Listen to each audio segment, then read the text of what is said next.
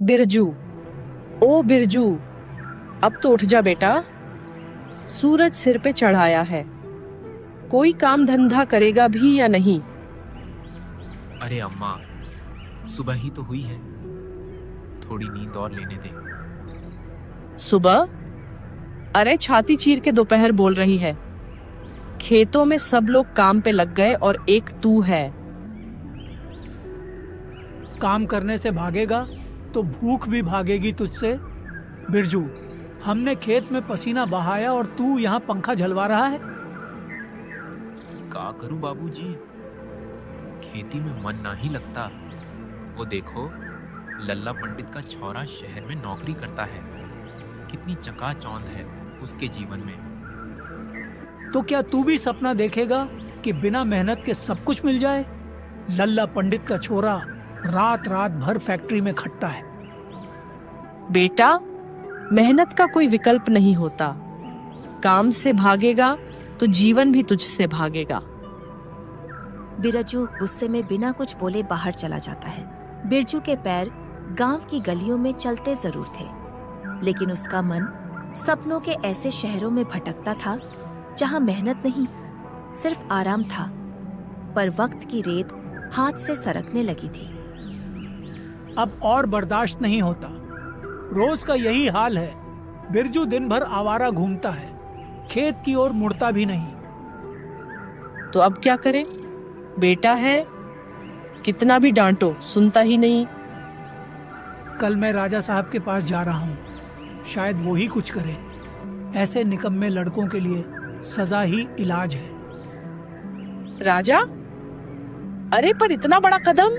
अगर आज हमने कुछ नहीं किया तो कल इसे कोई रास्ता नहीं मिलेगा और फिर पछताना पड़ेगा। रामदीन सुबह होते ही राजा के महल की तरफ निकल जाता है। राजा साहिब, हम गरीब लोग हैं, पर हमने कभी हाथ फैलाकर पेट नहीं भरा। मेरा बेटा बिरजू, बस वो राह भटक गया है। मेहनत से जी चुराता है। लाख समझाया पर नहीं समझा। अब आप ही कुछ कीजिए। अगर बेटा बात ना माने तो बाप को सख्ती करनी चाहिए। सिपाहियों, जाकर उस लड़के को पकड़ कर लाओ। जो हुक्म सरकार। तुम्हें दरबार में हाजिर होना है। पर क्यों? आखिर मैंने किया क्या है जो मुझे दरबार में पेश होने के लिए बुलाया जा रहा है? वो मुझे नहीं पता। राजा का हुक्म है कि तुम्हें दरबार में पेश किया जाए और ज्यादा सवाल जवाब मत करो। अब जल्दी से चलो मेरे साथ। और सिपाही राजा के आदेश अनुसार बिरजू को पकड़कर राजा के महल की ओर चल देता है। तो तू है वो लड़का जो दिन भर गली कूचों में आवारा घूमता है?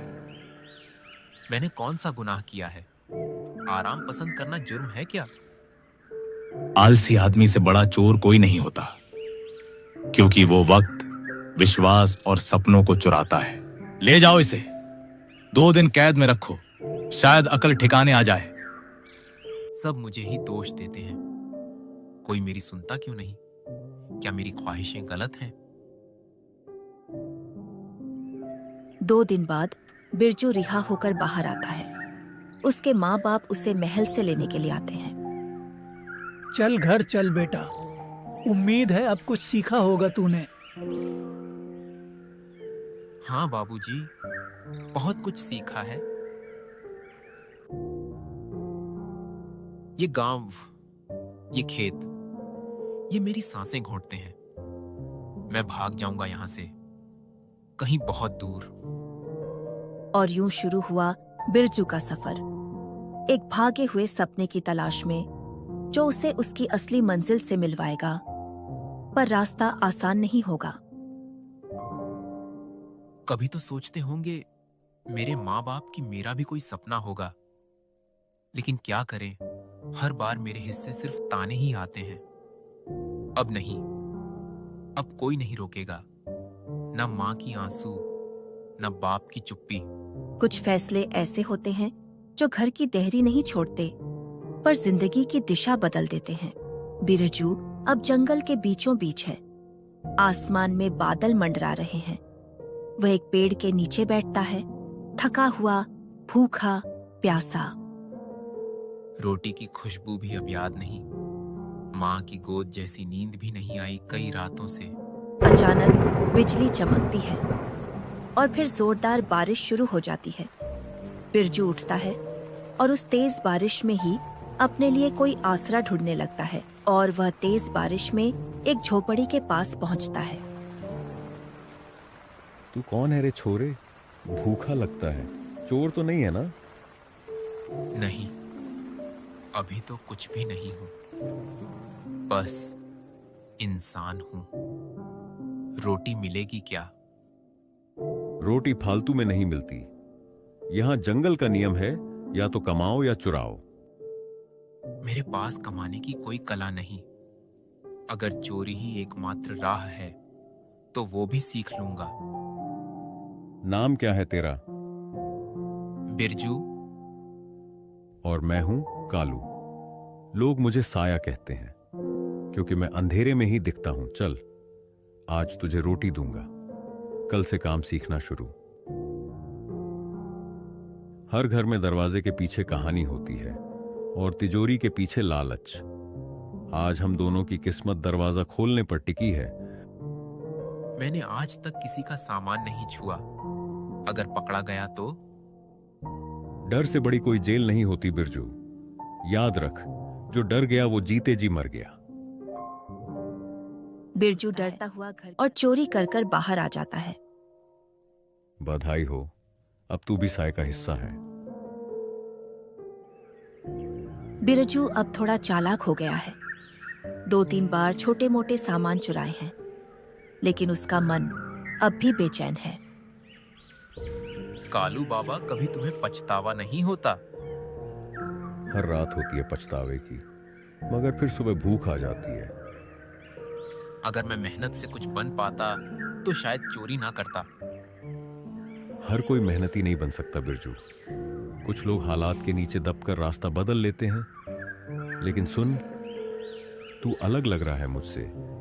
तेरी आंखों में गलती का गम है, लालच नहीं। संभाल के रख इसे, यही तुझे वापसी का रास्ता दिखाएगा एक दिन। राजा का खजाना सुना है? आज रात वहां से कुछ लाना है। अगर कर पाए तो आगे की जिंदगी आराम से कटेगी। राजा? नहीं बाबा, ये बहुत बड़ा जोखिम है। तो क्या पूरी जिंदगी तिनके उठाएगा? ये आखिरी काम होगा बेटा, फिर तुझे इससे निकाल दूंगा। ठीक है, मगर अगर कुछ भी गलत हुआ तो मैं कभी तुम्हें माफ नहीं करूंगा। वे दोनों महल के पिछवाड़े से अंदर घुसते हैं। वे दोनों खजाने तक पहुंचते हैं, पर तभी शोर होता है। कोई जाग जाता है। भाग, दोनों ओर से रास्ते अलग हैं, मिलते हैं नदी के पास। बिरजू और कालू किसी तरह वहां से भागने में कामयाब हो जाते हैं। सुबह होते ही महल में खबर फैल जाती है कि खजाने की चोरी हो गई है। मेरे खजाने पर हाथ डालने की हिम्मत किसने की? कौन था ये दुस्साहसी? सरकार, साक्ष्य से लगता है कि रामदीन का बेटा बिरजू इसमें शामिल है। एक बूढ़े के साथ देखा गया था। उसकी खोज करो। जब तक वो नहीं मिलता, उसके माँ बाप को पकड़ लाओ।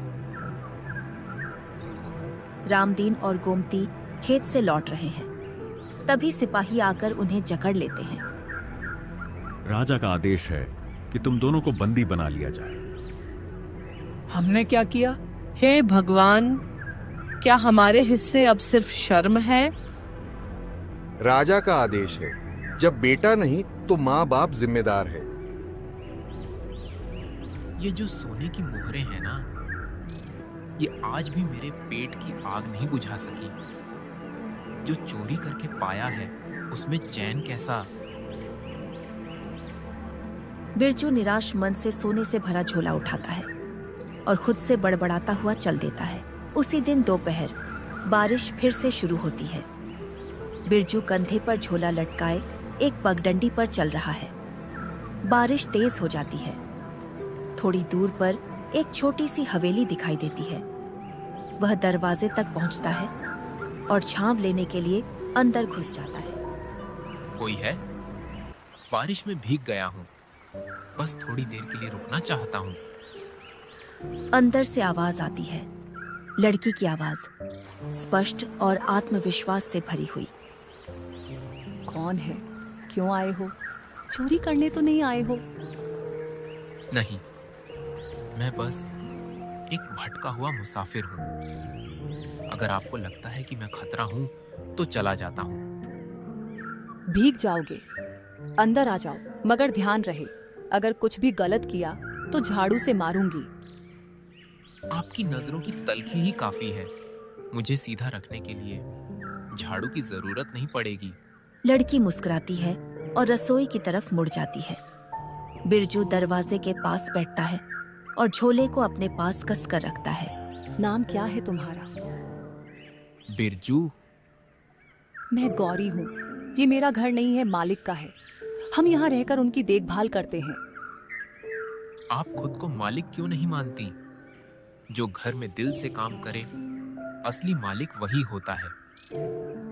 बातों के तो तू बड़ा धनी लगता है बिरजू। क्या करता है? कुछ नहीं, अब तक तो बस भटक रहा था। अब शायद कुछ करना चाहता हूँ। तुम जैसे लोग कम मिलते हैं जो अपने भटकेपन को स्वीकार कर पाते हैं। और आप जैसी भी कम होती हैं जो किसी अजनबी को दरवाजा खोल देती हैं।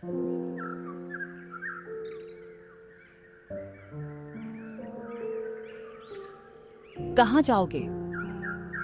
पता नहीं, मगर अब कुछ अच्छा करना है। अगर सच में कुछ अच्छा करना है तो काम सीखो। यहाँ एक लकड़ी का कारखाना है। कुछ दिन मेहनत करो, कम से कम पेट तो भर सकेगा। आप चाहती हैं कि मैं रुकूं? मैं चाहती हूँ कि तुम खुद को फिर से ढूंढ सको। मैं तो बस रास्ता दिखा सकती हूँ, चलना तुम्हें है। बिरजू भारी लकड़ियां उठाता है, जी लगाकर काम करता है।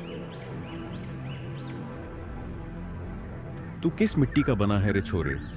चोरी छोड़, अब पसीना बहा रहा है। पहली बार पसीने से जो कमाया है उसमें स्वाद भी है, सुकून भी। बिरजू आता है, हाथ में एक छोटी सी थैली। उसमें पहली मजदूरी का पैसा है। आज कुछ लाया हूं आपके लिए। क्या? मेहनत से कमाया गया पहला रुपया। आपने रास्ता दिखाया, ये उसी का पहला कदम है।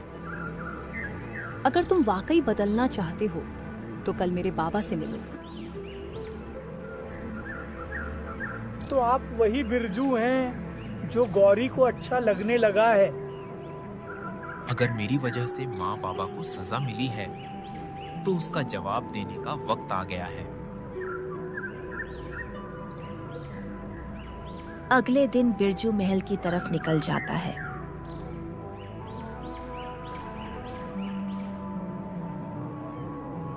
क्या काम है? मुझे राजा से मिलना है। मैं वही हूं जिसने उनके खजाने से चोरी की थी। तो तू ही है वो चोर बिरजू। अब खुद ही आ गया है। क्या नया खेल खेलना चाहता है?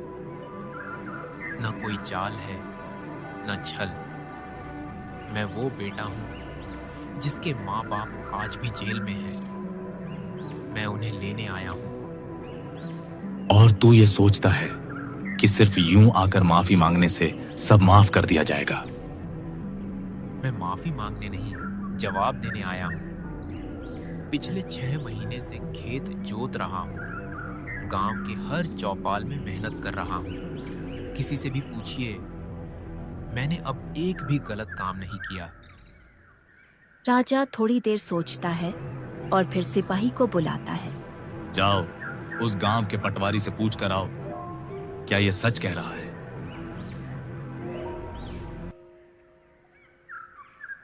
अगले दिन पटवारी को राजा के दरबार में पेश किया जाता है। महाराज, मैंने खुद देखा है, बिरजू अब गांव का सबसे मेहनती लड़का बन गया है। उसने चोरी नहीं की, उसने अपनी आदतें चुराई हैं। आलस, बहाना, बेईमानी। तेरी सजा अब तेरी मेहनत भुगत चुकी है। जाओ, तुम्हारे माता पिता आजाद हैं। मेरा बेटा, तू लौट आए। तू वही है, मगर अब सच्चा हो गया।